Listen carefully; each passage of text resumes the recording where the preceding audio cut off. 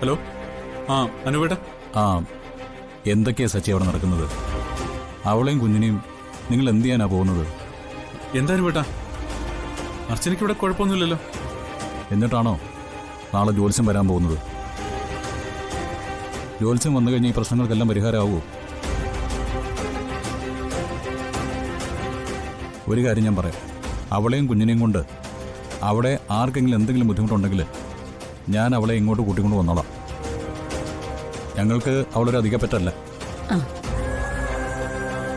അനുവേട്ട, അച്ഛൻ അങ്ങനെ ഒരു തീരുമാനം എടുത്തു എന്നുള്ളത് ശരിയാ.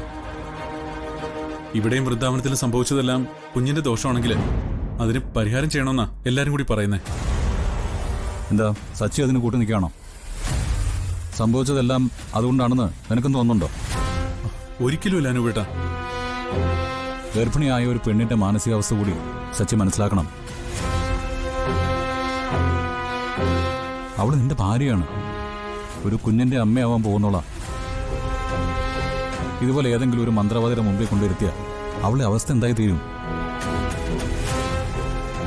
അങ്ങനെ ഒരു മന്ത്രവാദിയുടെ മുന്നിലേക്കും അവളെ ഞാൻ വിട്ടുകൊടുക്കില്ല. ഇത് അച്ഛന്റെ മാത്രം തീരുമാനമല്ല. പക്ഷേ എല്ലാരും കൂടി ചുറ്റിനും വട്ടം കൂടിയെന്ന് ഇങ്ങനെ ദോഷമുണ്ടെന്ന് പറയുമ്പോ അച്ഛന് പിന്നെ എന്ത് ചെയ്യാൻ പറ്റും? ഒരു കാര്യം ഞാൻ ഉറപ്പിച്ചു പറയാം, അർച്ചനയ്ക്കും കുഞ്ഞിനും ദോഷം വരുന്നതൊന്നും ചെയ്യാൻ ഞാൻ കൂട്ടു നിൽക്കില്ല. അനുവേട്ടന് എന്നെ വിശ്വസിക്കാം. അങ്ങനെ എന്തെങ്കിലും സംഭവിച്ചാ ഞാൻ നെല്ലിശ്ശേരിയിലേക്ക് വരും.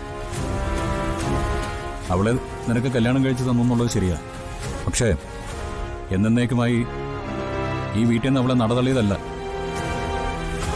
അവൾ എന്റെ പെങ്ങളാ. അവൾക്ക് വേദനിച്ചു എന്ന് ഞാൻ അറിഞ്ഞാൽ